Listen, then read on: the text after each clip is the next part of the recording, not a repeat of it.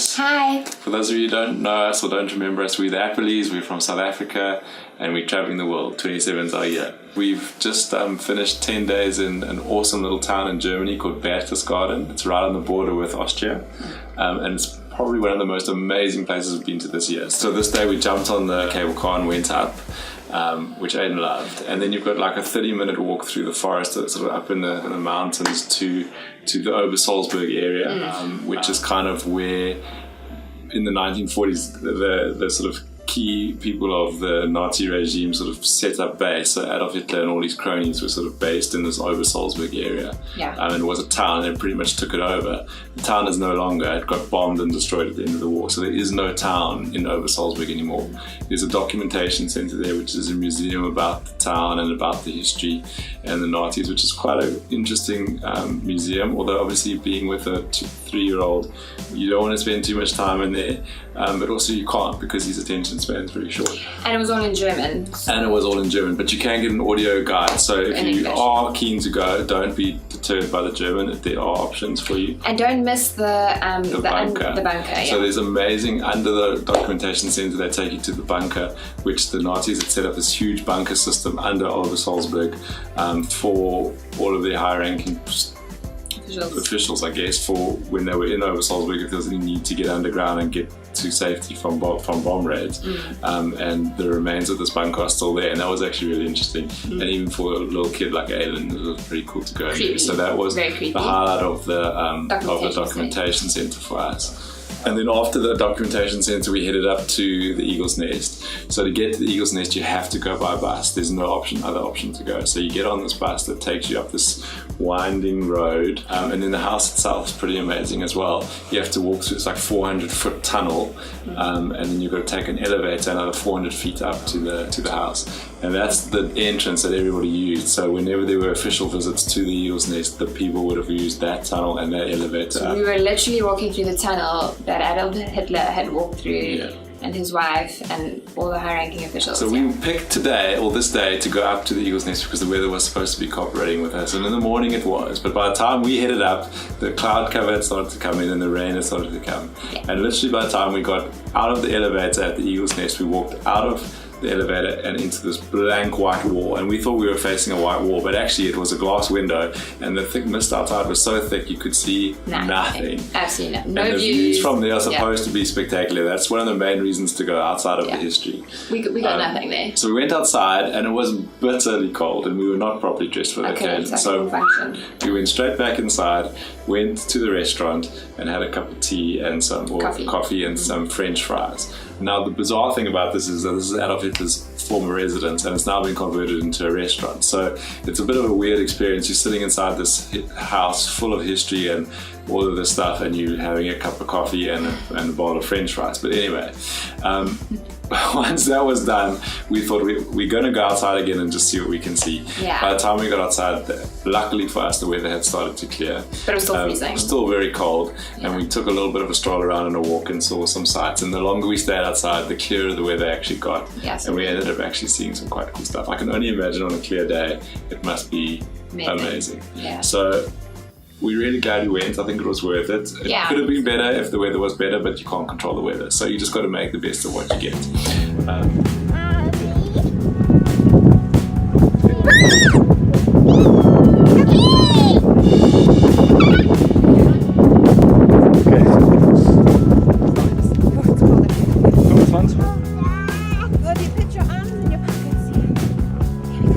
That's Berchtesgaden.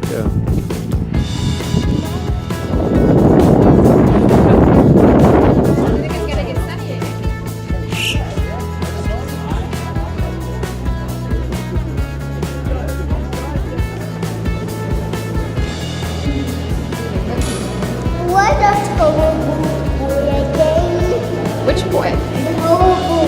Why was the other ball?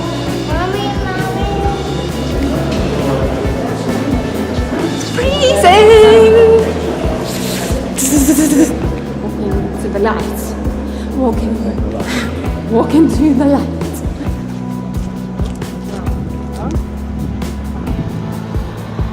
You look through here.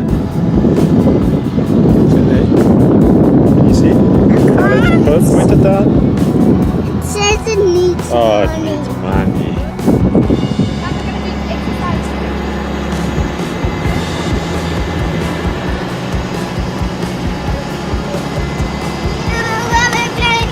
Come at it. Hey?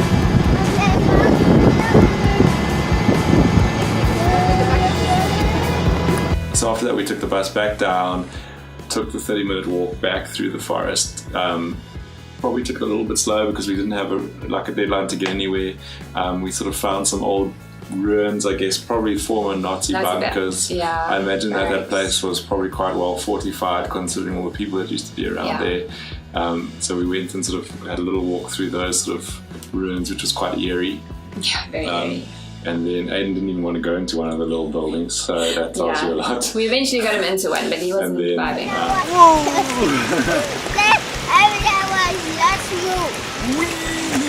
We made it. This is super creepy out in the forest. I said I wasn't going to come in here. Seems to be like an old fort that the Nazis used. Super creepy. This whole area was run by Nazis. Looks like some people come here to drink. But yeah, it's creepy. It's got a creepy vibe. Aiden doesn't want to come in. Yeah. This is what's left of it.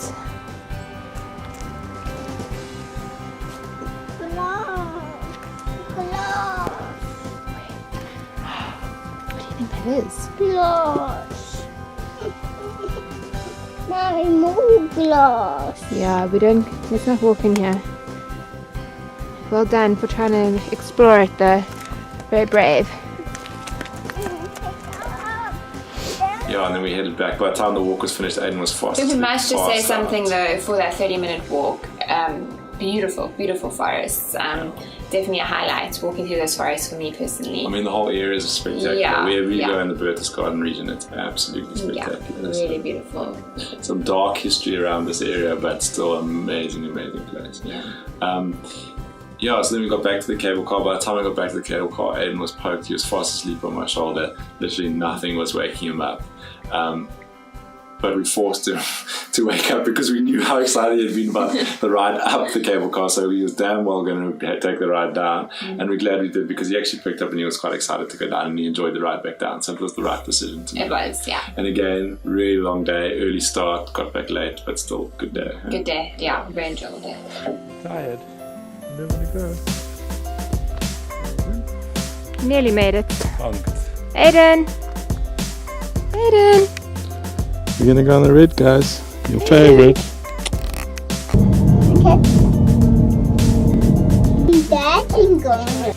Yeah, so the next day we headed to Koningsee Lake. It was a really enjoyable day. Another lake, another beautiful location. But this time the weather not so great. Yeah, the weather didn't What can you do? We had one really good day of weather. You can't control the weather, like you said, just gotta make the best of it. We took a boat cruise and it was really good. So our first stop was the Bartholomew Church. So that was in a little island, hey? No, it's just a stop along the lake. So Yeah. the boat ferry sort of takes you from point A to point B and then on to point C and then you can go back again. So Yeah. So the that's first pretty stop cool. was, the thing to do there was to go into the church. We couldn't really find the church. Well, we saw the church, but we didn't really get in at first. We just had a walk around in the drizzle. Aiden played on the wet play gym and we saw ducks again. And then I did a little sneaky walk off and I actually found the entrance to the church, which was really nice. So I called Peter and Aiden and we got to go inside the church. It was beautiful. Definitely worth a visit there.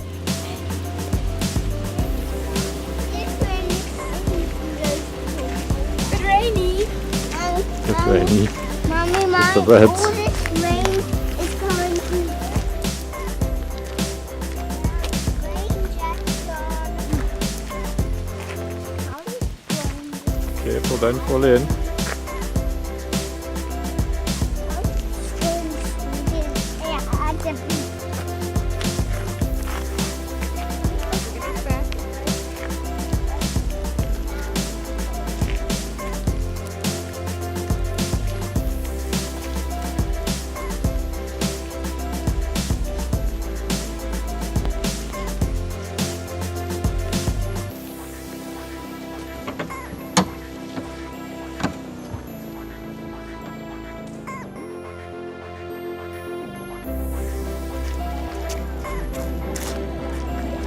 We better hurry, Aiden, or we're gonna miss it.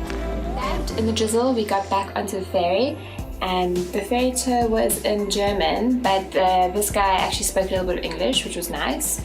And then it took us to the second stop, which was Oversea Lake. So we got off the ferry there. Still drizzling at this point, but... Yeah, I mean, when we went to Koningsee, we weren't planning to go and check out Oversea Lake, but funny enough, this guy on the boat, the tour guide, who luckily spoke English, said that Oversea Lake is one of the most beautiful spots in the whole of Berchtesgaden area, and you have to go see it. Yeah. So that kind of swayed us, despite the weather, let's just go and walk there, which was never our intention in the start of the day. Yeah, that is true. I'm so glad we did though, because the Oversea Lake was like nothing you've ever seen. We took so many pictures. Yeah, it was a definite highlight for me again. I mean, weirdly, the rain and the mist and everything like that actually added to the atmosphere. I think it made it even more amazing. It's probably amazing in good weather, but I think the weather that we got just made it a little bit more mystical and a little bit more magical. Yeah, which was mystical quite cool. is actually a good word. Yeah, Aiden wasn't really vibing with the rain, but we decided to try and have a little picnic in the rain, which didn't go too well. So we packed up fairly quickly, and then we were going to head back to the ferry, but something told me just to like carry on walking. And I'm so glad we did, but we ended up walking 30 minutes again, another bit of a trail. Might have been a bit longer. Yeah, I don't know. Well, we carrying Felt long carrying Aiden again. We took it in terms of time to carry Aiden. He's getting so heavy. But anyway, yeah, and then we ended up walking up a cliff or around kind of a cliffside, which was a bit dangerous in the drizzle, but we weren't really wearing the right shoes or clothing probably. But we got around, and it ended up taking us to another view of the lake, Oversea Lake, from the other side, and we saw some cows and beautiful scenery again, and yeah, and then we took some awesome photos and turned around and headed all the way back. Hey, another cold day in Berchtesgaden. We're by Oversea Lake today. Aiden is freezing. Peter is drenched. Stopped raining a little bit now, which is cool. But yeah, check it out. Beautiful. Very serene like. What do you think of this lake, Aiden?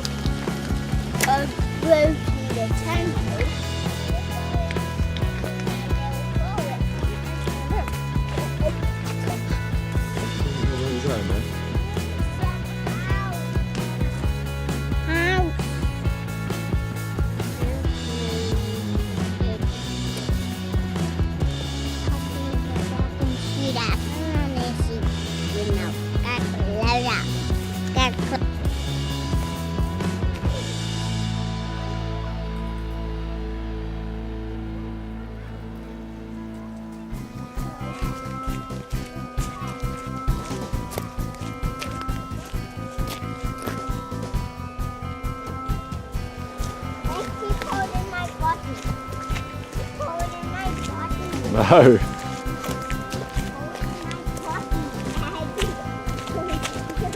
Like I said, we headed back towards the ferry and we fed some more ducks, which was... Surprise, surprise. Lakes, ducks and Aiden. Yeah, he loves it. He absolutely loved it. Yeah, so that was fun. And then, yeah, we hopped back onto the ferry, which took us back to where we started, and we grabbed an ice cream even though it was raining.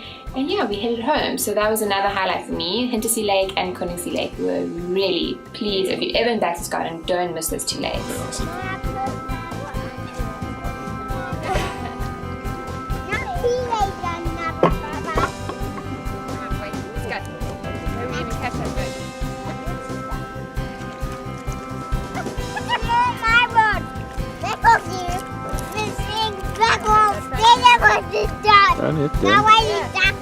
So on our last day in Berchtesgaden, our last full day in Berchtesgaden, the sun came out again. Like Can you believe literally, it? we arrived in the sunshine, we had a week and a bit in rain, and then on our last day the sun comes out. That's, at least we got some sun. Yeah. I suppose at the time of year, you never really know what you're going to get. So, Yeah, a bit risky. so the sun came out, we were at a bit of a loss as to what to do, but the whole time we'd been in the area, there was a sign pointing to Maria Gurn. I saw it which on was a Facebook. 2-kilometer walk from where we were, literally from our house up to Maria Gurn. And we said, let's do this walk. Well, It's only 2 I kilometers. said, let's do this walk. It's 2 kilometers there, it's 2 kilometers back, it's not going to be that hectic. So we started the walk, and about 10 minutes in, I started to have some doubts because it was 2 kilometers, yes, but it was seriously uphill. Yeah, and like that. Quite it felt like it was going to be uphill all the way. and it turned out to be 95% of the way uphill and proper uphill. So it was a painful walk. It was a bit scary with Aiden, who, Well, we carried in him, his so defense, the hill was way too steep for a 3-year-old to walk wouldn't know 2 if kilometers that up. So there's no ways he could have walked up it. He has been on and off with his walking this past week. Some days he's really keen and other days he isn't. But this, there was no chance. Even if he wanted to walk it, he wouldn't have been able to. So we carried him up on my shoulders. But we made it. He did walk. Once the uphill was done, we got to Yeah, the once the forest uphill was area. done and there was a little bit of Yeah. flat. We reached the top, there was a little bit of flat before we got to Maria Gurn. And he walked along there. And I guess the highlight of Maria Gurn is there's really nothing there. It's a really small little village, just a couple of houses, but the highlight is the still church. And it's a pretty spectacular church. I mean, it looks quite amazing from the outside, but when We you didn't walk even in, know what Maria Gurn was. So when we got there, it was a Let's church. you go inside, Yeah. and it's amazing. I mean, it's Beautiful. and especially to think that it's this tiny little church in the middle of nowhere, at the top of a mountain. To think that so much love and care has gone into sort of designing it. and building and keeping the church in the state that it's in. It's really cool. So we checked out the church. We had a little bit of a walk around, saw some sheep, went into the house to the sheep, and then we started to sort of head back down. And on the way down, we saw a sign to something, so we thought, let's go check it out. And it ended up being like a little sort of mountain, stream, river, small waterfall with a bridge over it. So we went and had a look at that, which was really cool. And wasn't too interested in the amazing beauty of the place, but he was really interested in the bridge. And the sticks he had collected. Smashing the bridge with a stick and telling me that he needed to break the bridge down because he needed to stop the Bergens from getting us. If you've got kids and you've watched the movie Trolls, you'll probably understand what we're talking about. If you don't, go watch the movie. And then we headed back to down the hill from Maria Gurn. And I think, for me anyway, when on the way down is when I really got a concept of how steep that hill was. It was a lot steeper than it felt when we went up, when you were heading down. You actually had to like stop yourself on the way down from like walking too fast, like But it was falling. good. It was fun. It was an experience, and it's something that we've done and we achieved, and we got to see some amazing stuff at the top. So I'm quite glad we did. Ace, did you have fun this morning? What was your favourite part? Because For me, if you love nature as much as we do, it's a definite. Just the walks and the views alone and the fresh, crisp air is amazing. Like, we slept so well while we were there. Getting back in touch with nature was really nice. I think we reconnected again after like quite a busy period of city living. And it just really reconnected us with nature, which I enjoyed. Yeah, it was great. It like slows your whole sort of life down. I mean, we're not exactly on the fast track at the moment with a year of travel, but we've been sort of city hopping for the last month, 2 months, and it was nice to just sort of really slow it down and just, like you say, get back in touch with nature. And we will definitely be back, I think. Well, not I think. We will. We will be back. Yes, I'd love to come back. Awesome. So, till next time. Till next time, guys. Cheers.